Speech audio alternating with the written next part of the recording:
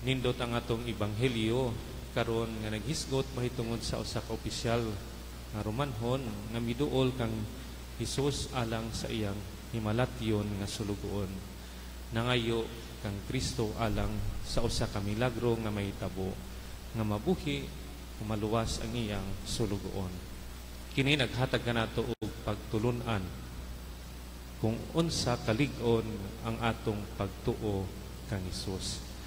Kini kinahanglan nga doon na kita hugot nga pagtuo nga lig-on ug lawom nga dili kita magduha-duha sa pagpangayo ug tabang sa Ginoo. Sama sa giingon sa ebanghelyo, ang Romanhong opisyal maisugon nga misulti kang Hesus sa pinaagi sa pag-ingon, ayaw lang pag-adto sir kay dili ako angay nga mopadayon kanimo sa akong balay. Isulti lamang og mamaayo ang akong sulugon.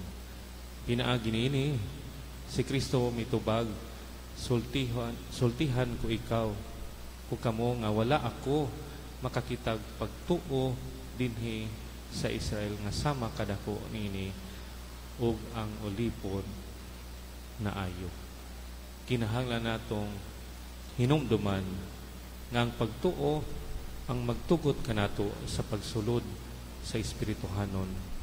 Makapahimo kini kanato sa pagdawat sa tabang sa Dios ug magdala kanato sa pag-ambit sa kaalam o gahom sa Dios. Hinumdumi katong mga makapadasig nga mga pulong ni Kristo.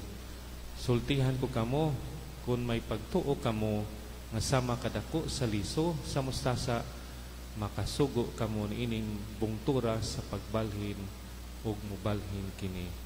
Pinaagi sa pagtuo walay dili mahimo ninyo.